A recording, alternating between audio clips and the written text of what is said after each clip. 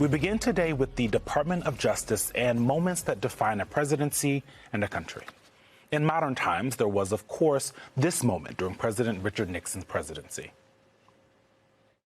Good evening. The country tonight is in the midst of what may be the most serious constitutional crisis in its history. The president has fired the man you just saw, the special Watergate prosecutor, Archibald Cox.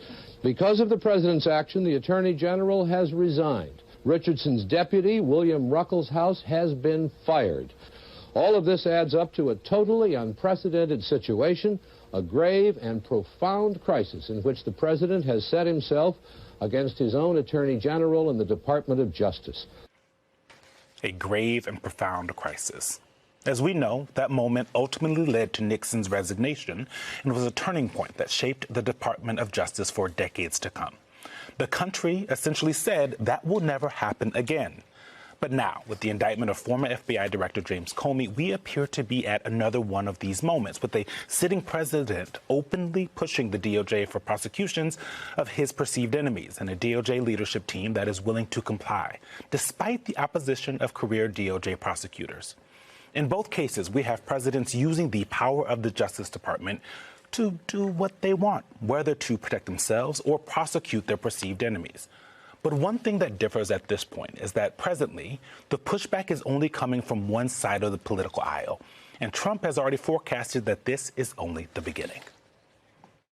Now that James Comey has been indicted, who is the next person on your list in this retribution? It's not a list, but I think there'll be others. I mean, they're corrupt. Well, there'll be others. Look, that's my opinion.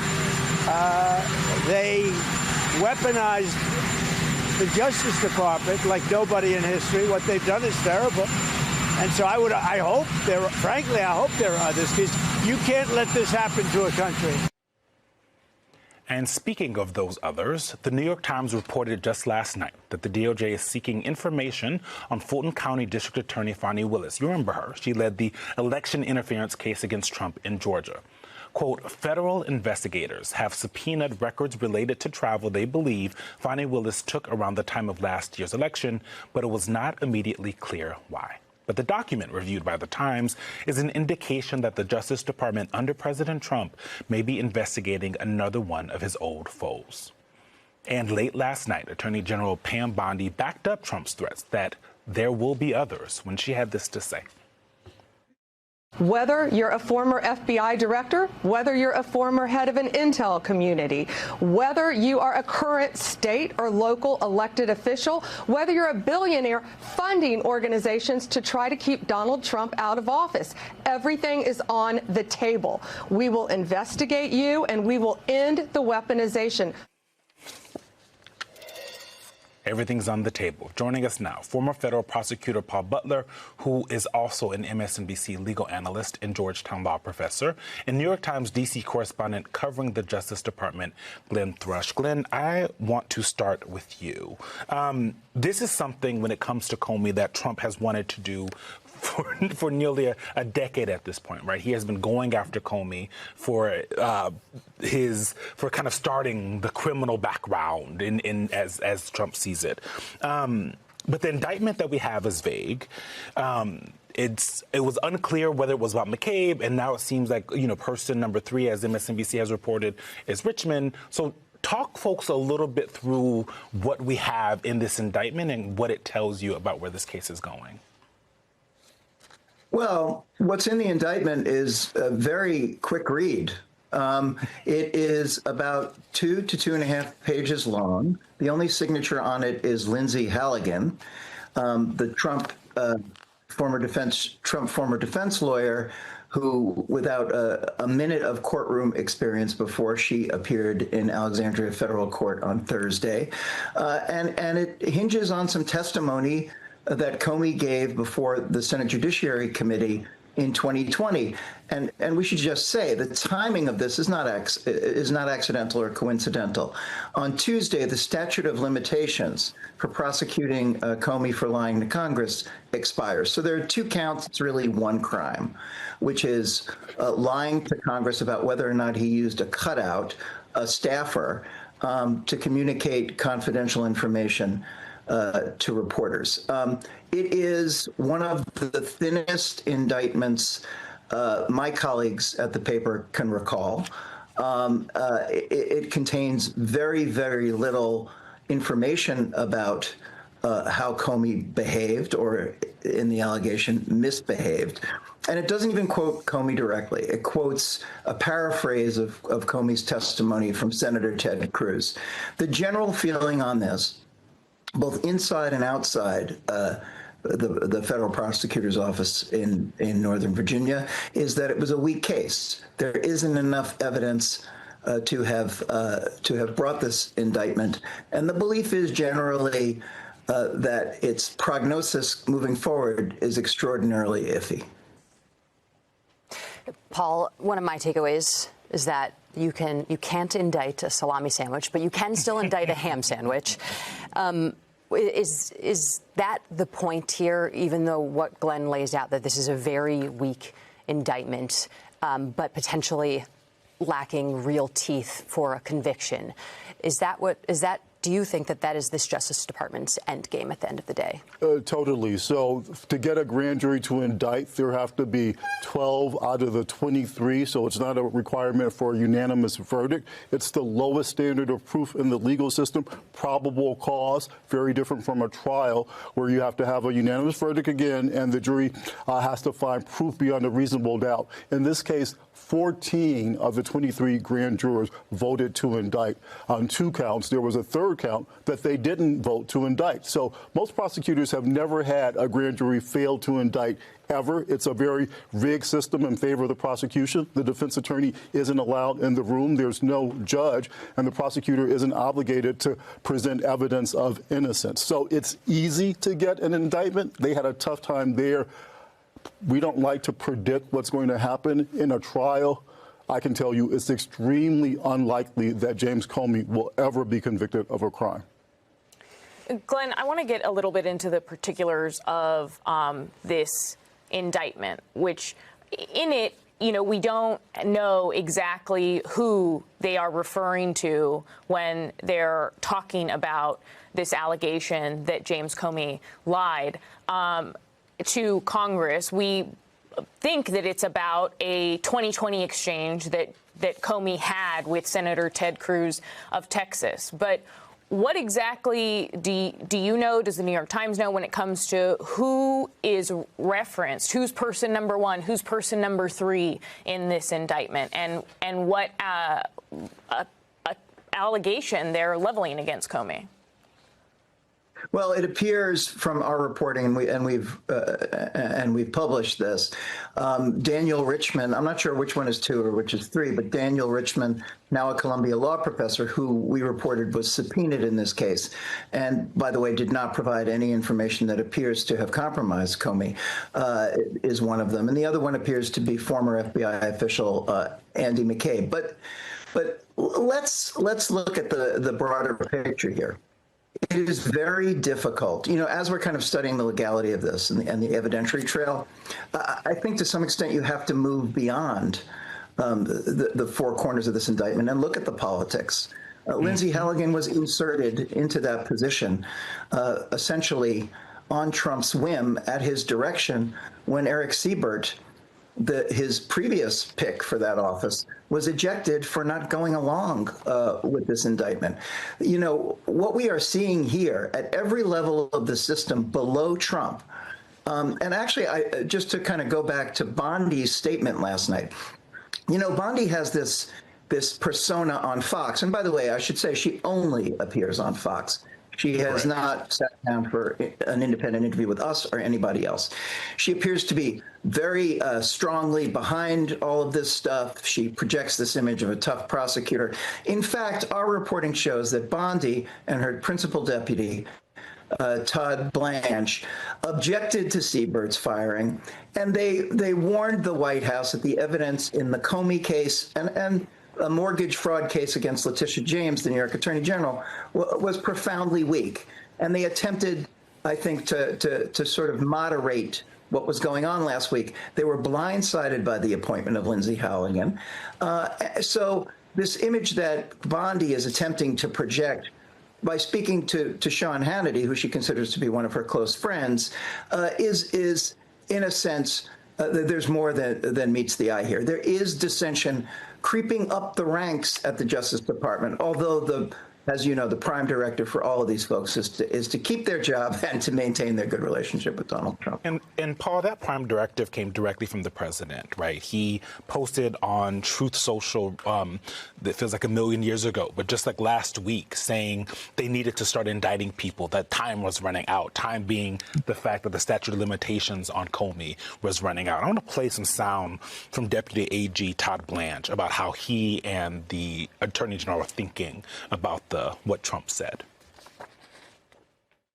I appreciate that truth came out last week. We are working all day, hard every day, the Attorney General and I, Director Patel, to do everything that this president ran on to keep America safe and to make America safer. And so when the president says that he's reading things or that he wants us to do investigations and he wants us to do our job, the Attorney General does not take that as pressure. I don't take that as pressure. It is literally pressure. The president of the United States isn't supposed to be saying anything to the attorney general, right? One of the things that Barack Obama has talked about and Comey has talked about in the past is that they met the one time and that was kind of it, right? When they did the interview and that was the end of that. But we're seeing this pressure campaign that Trump promised to do. He wanted to do it in Trump 1.0 and wasn't able to. But when it comes to the case against Comey, how easy is it to prove for his lawyers that this is a selective prosecution, that this is a vindictive prosecution, when there's all this evidence that the president of the United States ordered this prosecution? So normally motions to dismiss a case based on vindictive prosecution lose because you have to provide evidence, the defendant does, of an ill motive by the prosecutor that she was vindictive or selective or political. And normally defendants can't find that kind of evidence.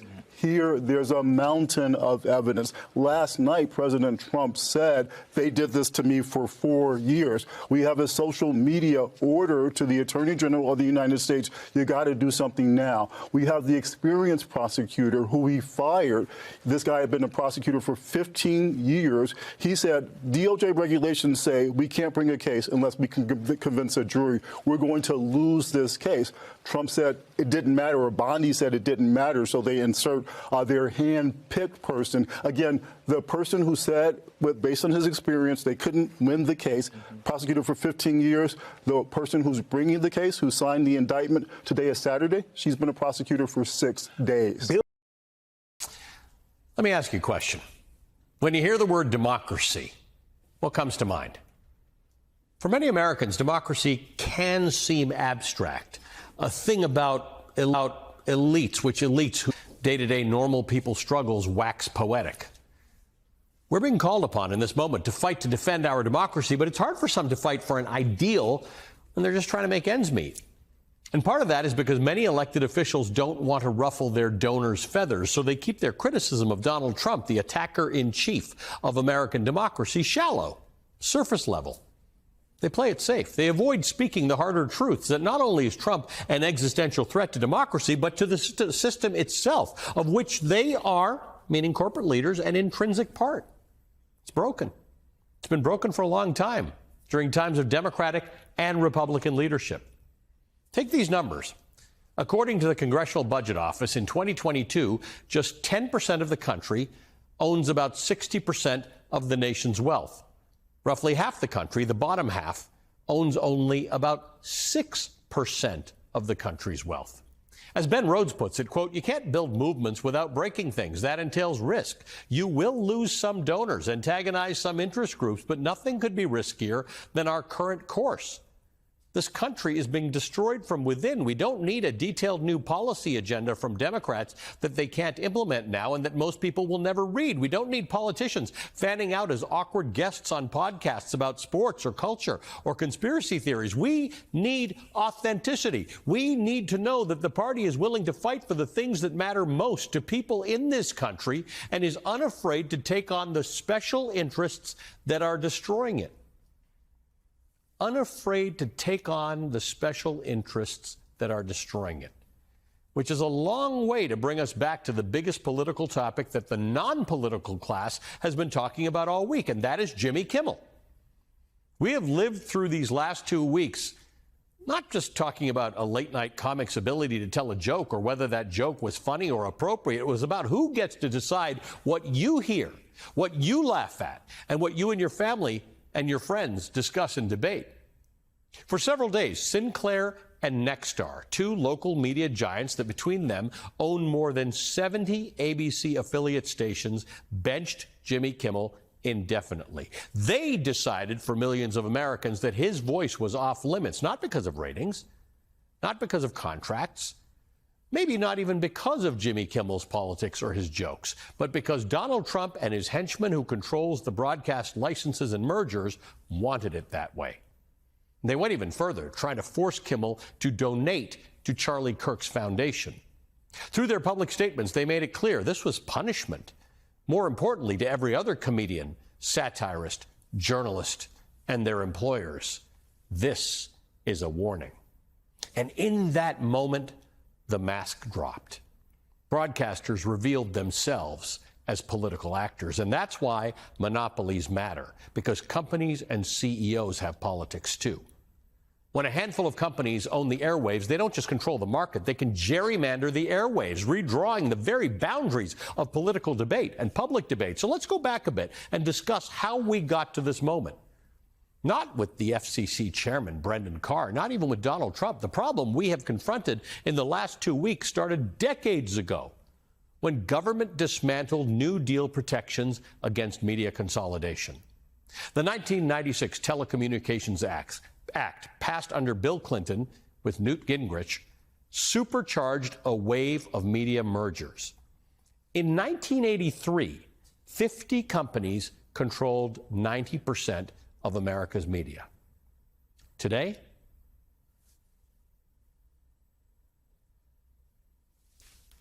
five companies control 90% of America's media. That's why when Brendan Carr threatened the networks last week, Disney, the parent company of ABC, and the local news conglomerate Nexstar felt the pressure.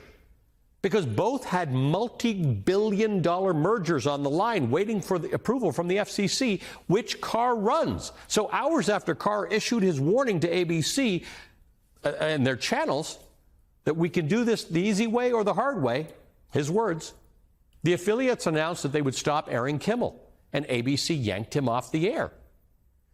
This is not how a free market works. That's political coercion. That's censorship. And it's not just Kimmel. When Larry Ellison's takeover of Paramount came before the FCC, Stephen Colbert's show was canceled. In order to approve the merger, the FCC imposed a condition requiring CBS to install what FCC Chairman Brendan Carr called a bias monitor. Carr has promised more to come, an ongoing purge of what he calls liberal bias from the airwaves. And look at the broader pattern. After Elon Musk bought Twitter, it became a hub for far-right extremism and conspiracies. Jeff Bezos at the Washington Post killed a Kamala Harris endorsement. Patrick Soon-Shiong at the New York Times the Los Angeles Times did the same thing. Meta, the parent of Facebook, settled with Donald Trump for millions for having kicked extremists off its platform. And Tim Cook's Apple TV Plus, the same Tim Cook who handed Trump a literal gold plaque last month, has just postponed a new series on domestic extremism. The show follows a character played by Jessica Chastain who infiltrates online hate groups to stop violence before it happens. And now, David Ellison, the son of Larry Ellison, who briefly this month eclipsed Elon Musk as the world's richest man, is circling Warner Brothers Discovery, the parent company of CNN, while also angling for TikTok, along with Rupert Murdoch, giving them direct access to America's youth. As Newsweek reported, quote, by the end of next year, 170 million Americans who use TikTok, as well as the audiences of CBS News and CNN, could conceivably fall under the influence of Larry Ellison, a longtime Republican donor who boasts of a cozy relationship with Donald Trump. This is the same billionaire who joined a November 2020 call to strategize about overturning the election, your votes. These are not just business decisions. They are a coordinated capture of American media by right-wing oligarchs. Trump doesn't need to nationalize media outlets like Turkey's Erdogan or Russia's Putin does. He doesn't need soldiers storming TV studios. He just exploits the system that was handed to him. A system of corporate concentration that is so tight, so small, so shrinking, that one man's threat can ripple through and chill the entire industry. That is how you get censorship in America. As former Federal Trade Commission Chair Lina Khan observed, quote, the events of the last couple of weeks have made people who don't even think about mergers or consolidation kind of sit up and think, oh, you know, there are real consequences here, not just for people in the industry, but for our country and our democracy, end quote. But here's the part I don't want you to miss. Kimmel is back on the air. Why? Because people pushed back. Consumers canceled their Disney Plus subscriptions. Then they went after Nexstar and Sinclair's advertisers, flooding comments lines, demanding answers. The nonprofit Seattle Theater Group postponed all future advertising with Sinclair-owned Como. Washington-based Best Plumbing told its customers it would not be party to silencing free speech. Quote, at Best Plumbing, we fix pipes, not politics. When a basic principle like free speech comes under fire, we can't ignore it. The truth is simple. Freedom of expression isn't left or right. It's not a partisan issue. People across the spectrum agree that silencing voices sets a dangerous precedent for all of us, end quote. Ordinary Americans like you mobilized, circulating boycott lists, tracking advertisers, online, organizing online. Millions of people changed their behavior in ways that imposed a cost on these companies. And in the process, we saw a resistance that is getting smarter, sharper, more strategic. Matt Stoller, the nation's leading writer on monopolies and their impact on democracy, puts it like this, quote, let's not lose sight of the lesson we are learning right now. Ultimately, corporate consolidation is necessary for authoritarianism to flourish. And the heart of authoritarian politics lies in the corporate boardroom.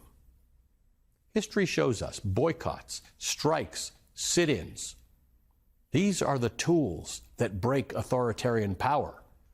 The Montgomery bus boycott, the Nashville lunch counter protests, divestment during apartheid, each one an act of ordinary, everyday people refusing to comply, refusing to obey. And once again, people power proved swifter, more effective than any court or congressional inquiry in checking Donald Trump's ambitions.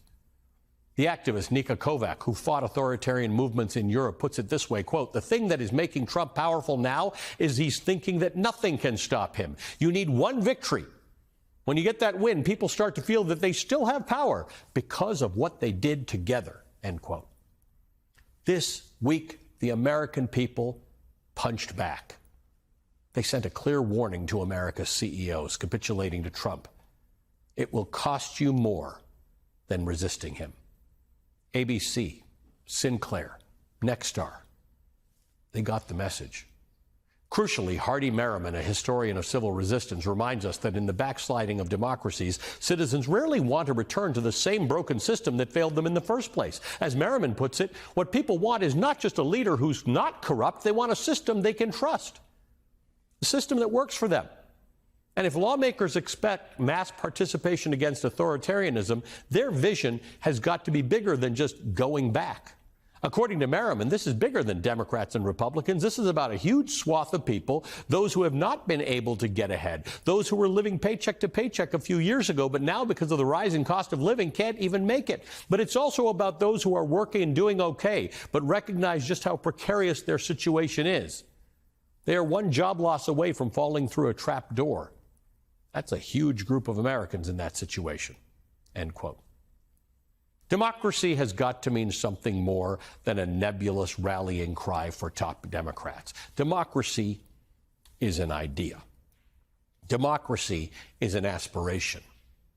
Democracy is also power. Power, when concentrated, can and was last week weaponized against the people. But power, when wielded by ordinary people, can transform society. This week, it transformed society. Since Trump's return to power 9 months ago, his administration has launched a relentless attack on democracy and on our economy. Jimmy Kimmel was just the latest stress test of American democracy, and for once since Trump's return, the people fought back. and the people won. Well, join me right now. We have House Democratic Minority Leader Hakeem Jeffries of New York. Congressman, glad to have you here, sir. We are going to get to the government shutdown battle in just a moment. But first, President Trump said Comey's indictment was, quote, about justice, not revenge. But his past words would suggest otherwise. And he hinted more charges against his political opponents are coming. How do you respond, sir, to this indictment? And is this the start of Trump's threat to use the Justice Department to go after his enemies? Donald Trump and Republicans at the Department of Justice who are behaving like corrupt political hacks have launched this malicious prosecution against the former FBI director as part of an ongoing revenge tour. Instead of President Trump being focused on actually funding the government, protecting the health care of the American people, and lowering costs, he is engaging in this unhinged behavior and directing the Department of Justice, which continues to corruptly embarrass itself to prosecute perceived political adversaries. The whole thing is shameful. Can I ask you, on the heels of what my colleague Yamisha was reporting there at the White House, you had in 2024, December, you had the DOJ and the Inspector General report say no undercover FBI employees were at protests or at the Capitol on January 6th. Where is Donald Trump getting his information? The fact that he just posts on Truth Social. It was just revealed the FBI had secretly placed against all rules, regulations, protocol standards 274 FBI agents into the crowd prior to, during the January 6th hoax. Where's that coming from? Donald Trump is lying to the American people about the events of January 6th. He can't justify the fact that he helped to incite a mob of violent individuals who attacked the Capitol as part of an effort to try to reverse and undermine the results of the 2020 presidential election. And then on top of that, we know that the president, during his first day in office, pardoned hundreds of violent felons who brutally beat police officers and then released those violent felons back into communities all across the country, several of whom have been rearrested for doing harm to our communities. And so what we're seeing right now, Republicans are just peddling, led by Donald Trump and backed by all of the Republicans in the House and in the Senate, this baseless conspiracy theory as part of this unhinged effort to assault continuously the American way of life, instead of actually being focused on doing the business of the people. It's one of the reasons why we're on the verge of Republicans shutting the government down, because they continue to be focused on the wrong thing and unleash chaos on the American people. Now, we're going to get to that in just one moment because I know it's weighing heavily on you. But one more question about Friday, when Democrats on the House Oversight Committee released that trove of new Jeffrey Epstein documents. They include schedules mentioning figures like Elon Musk, Peter Thiel, Steve Bannon.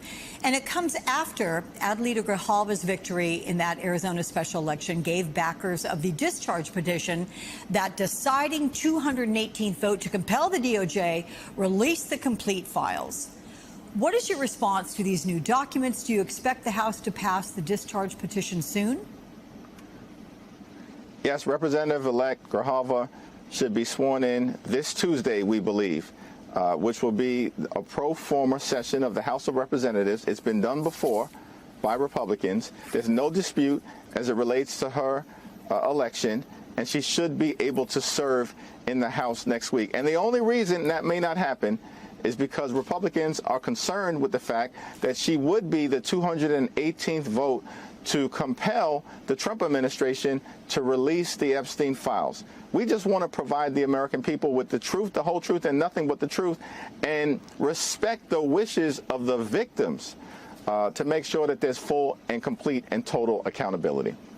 Okay, let's go to the shutdown battle now, sir, because the Trump administration has threatened to fire, not temporarily furlough, tens of thousands of federal employees if the government shuts down. They're going to try to blame it on Democrats. The administration and DOJ, they've been pretty successful so far laying off government workers. So is this a real threat or is it just a pressure tactic?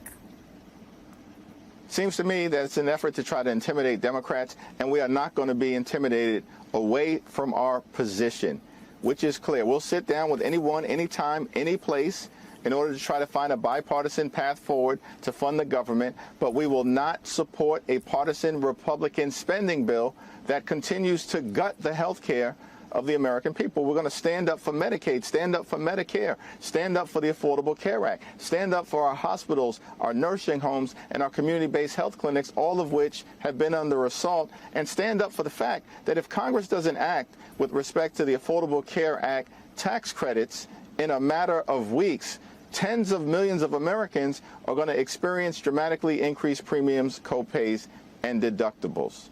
Understand that the Trump administration has already been engaging in mass firings all throughout the year. And so a government shutdown has nothing to do with what they've already shown they are willing to do, which is why we just have to continue to hold the line and make it clear our position: cancel the cuts, lower the costs, save health care. Do Democrats, though, risk being blamed if this government shuts down? And if so, how do you change that narrative? We absolutely do not risk being blamed, because the American people will not be fooled by the rhetoric coming from reckless Republicans. Republicans control the House. Republicans control the Senate. Republicans have a president at 1600 Pennsylvania Avenue, Donald Trump. They control the entirety of the federal government. If the government shuts down, it's because Republicans have made a decision to shut the government down. And it's entirely unreasonable for them to expect that we're just going to simply go along to get along with the Republican health care crisis that they've created. No, we need to reverse the damage that has been done and stand up for people all across the country whose health care has been under assault. Black and brown communities under assault, rural America under assault, urban America under assault, small town America under assault, the heartland of America under assault. That's why Democrats have drawn this line in the sand, and we're ready to sit down and have this conversation. It's Donald Trump who canceled the meeting and then decided to go to a golf event, of all things, rather than try to resolve this government funding issue. So let me get to what Donald Trump said. And you're right. He's the one that canceled the meeting. It was on the books for you and Senate Majority Leader Schumer to join him and discuss things at the White House. Trump said that a meeting would not be productive and accused Democrats of seeking to fund, quote, radical left views and policies related to health care, immigration, and crime. With so much on the line, how do you respond to the president saying, nope, I'm not going to even talk with Democrats? Well, Donald Trump and Republicans are lying to the American people. They know that their position is not defensible. We have repeatedly made clear we'll find a bipartisan path forward, but it's got to be related to funding the government in a manner that actually meets the needs of the American people in terms of their health, their safety, and their economic well-being. Donald Trump knows, or at least I think he knows, that current federal law prohibits using taxpayer dollars for undocumented immigrants in connection with their health care. And no one is trying to change or reverse that law. What we are doing is fighting to protect the health care of everyday Americans in the midst of this Republican-caused crisis that is devastating hospitals and nursing homes and community-based health clinics, largest cut to Medicaid in American history, and the fact that America's already too expensive and costs aren't going down under the Trump presidency, they're going up. And healthcare premiums are about to skyrocket and perhaps drive some people to medical bankruptcy. That should never happen in the United States of America. So this is the banner that Democrats have chosen to carry here. But the New York Times writers are among those saying that health care may be the wrong issue to hinge this fight on, saying tariffs, for example, present a clearer case for Trump's authoritarian actions. Why is health care the right issue for Democrats to show voters they are standing up to Trump? Well, we're fighting on all of the things that matter, and certainly it is the case that the Trump tariffs are causing the cost of living for the American people to dramatically increase, in many instances facing thousands of dollars in additional costs. And in fact, the Trump administration just announced the imposition of tariffs on October 1st on prescription drugs, which is going to increase the price of life-saving medicine that people need to survive and to thrive. Now, it is in fact the case that we are about to enter into a period of time in a matter of days where notices will go out to people all across the country about what's going to happen with their health insurance and the fact that they're going to experience dramatically increased premiums, copays, and deductibles. So this is something that has to be dealt with urgently and at this moment. At the same time, we recognize the fight is around all of the things to protect the American way of life, and that's the fight we will continue to bring. There is at least one Democrat, that being Pennsylvania Senator John Fetterman, who says Democrats should avoid a shutdown because if it happens, it might empower the current administration to, quote, remake government in all kinds of ways. Do you have the same fears? I'm not sure what I'm missing here. The Trump administration, in the absence of a government shutdown, has been dramatically remaking government since January 20th in ways that are harmful to the American people. And now they're asking us to participate in it by signing off on their partisan Republican spending bill that continues to gut the health care of the American people. And we're not down with that. No way, no how. Okay. Let me ask you, as I pivot quickly to ICE and that incident this week where an agent threw a woman to the floor at an immigration courthouse here in Manhattan. The agent has been, quote, relieved of his duties. The Trump administration has not said whether the agent was suspended or fired. But what is your reaction to this? Do you agree with other Democratic lawmakers who say that officer should be criminally charged? The officer needs to be held accountable to the full extent of the law. I'm not as intimately familiar with the details, and so upon reviewing it, I'll have more to say. But what we do know is that we've seen this administration unleash unprecedented extremism on law-abiding immigrant communities all across the country in a manner that the American people are rejecting and that is inconsistent with our values, both as a nation anchored in the rule of law and a nation of immigrants. Comey was indicted by a grand jury on Thursday on allegations he lied to Congress 5 years ago regarding the FBI's investigation into Russian interference in the 2016 election. He was charged with making a false statement and obstruction. Comey has denied any wrongdoing. The indictment marks the culmination of Trump's years-long obsession with Comey, going back as early as July 2016 when the FBI under Comey opened the probe into Russian interference in the 2016 election. Less than a year later, in May 2017, Trump fired Comey after he refused to pledge loyalty to him. Then in December 2018, the New York Times reported that Trump had told the White House counsel in the spring he wanted the DOJ to prosecute both Comey and Hillary Clinton. That next summer, the DOJ's Inspector General released a report stating Comey violated FBI policy back in 2017. So all of that brings us to the present day. Just a week ago, Trump took to Truth Social demanding Attorney General Pam Bondi prosecute his perceived enemies, including Comey. 5 days later, the DOJ followed suit and indicted Comey. Our next guest, though, says that none of us should be surprised. In fact, here's what he predicted on this show just a month ago. Guaranteed. All of the folks that you just showed on that list need to lawyer up, and each and every one of them, in my opinion, will ultimately suffer a repercussion. Everyone from Bolton all the way around the wheel to Chris Krebs, every one of them needs to lawyer up because right now, Donald Trump is controlling the game. Where do you think this ends? So my prediction is James Comey is probably next, and I believe each and every one of them, again, take the entire flywheel there, each and every one of them will be indicted. Why Comey next? Just my gut. You know, again, I was so involved and so entrenched with Trump for a decade and a half, I sort of understand him. Comey is an irritant to him, and so I do believe that, again, my prediction. Joining us now is Michael Cohen, former personal attorney to Donald Trump, host of the Mea Culpa podcast, and author of the highly rated Real Michael Cohen Substack. Okay, Michael, I've got to give credit where credit's due. Thank you. You predicted this, not that it's a great development for the rule of law in our country. So did you think it would be this fast, though? And who do you think's next? Well, is it about the rule of law?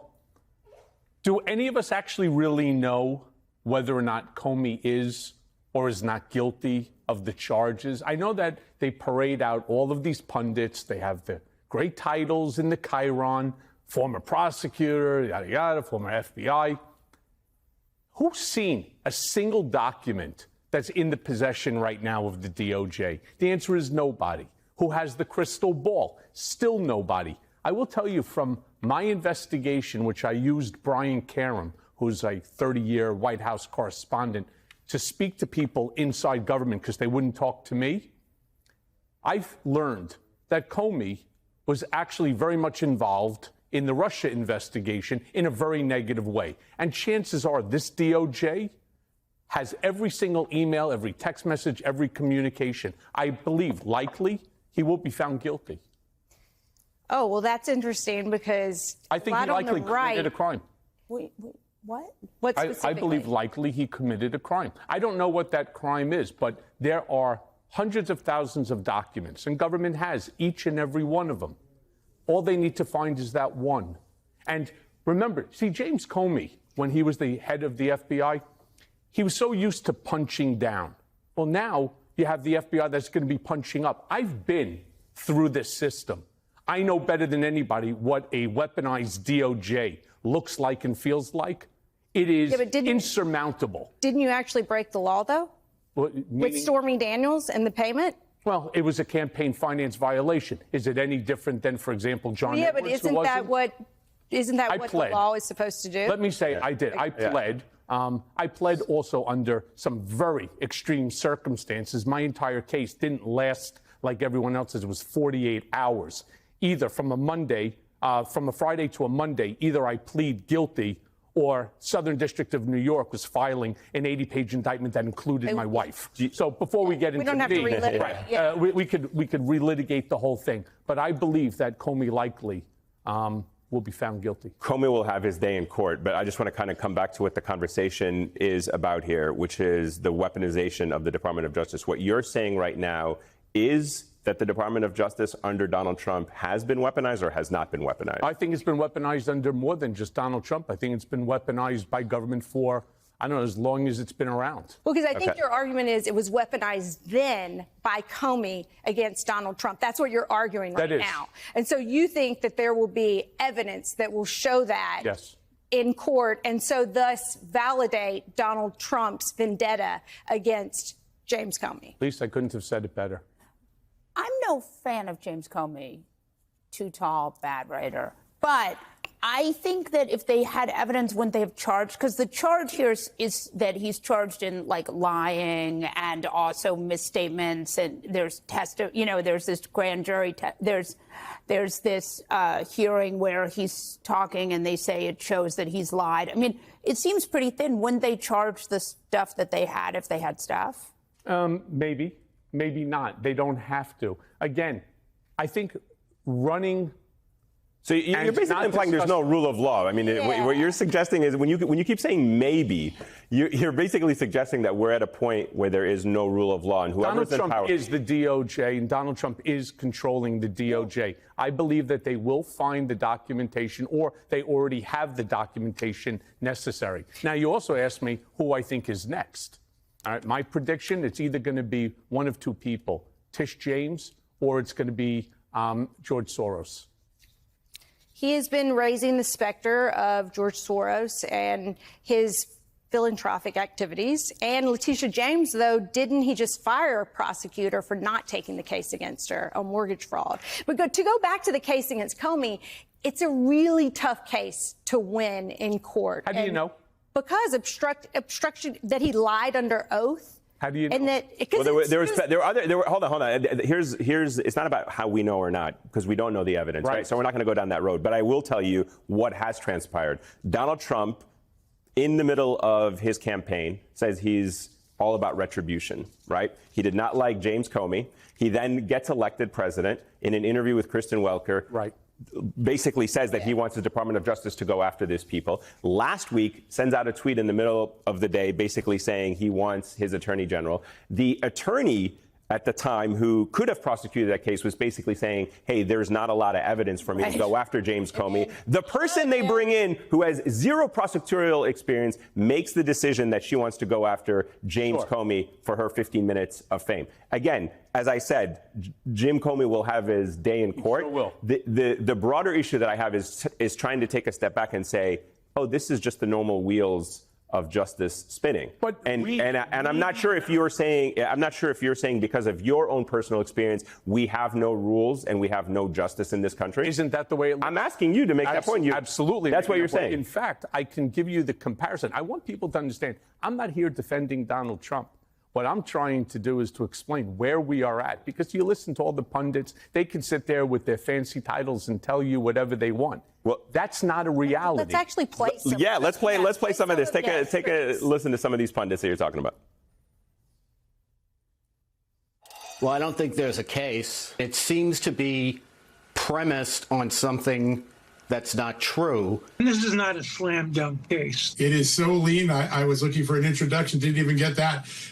We will get some. It's been shot up with Ozempic. That is how lean it is. This isn't a particularly well predicated indictment. That the indictment itself is quite weak, and that it's unlikely to survive in court.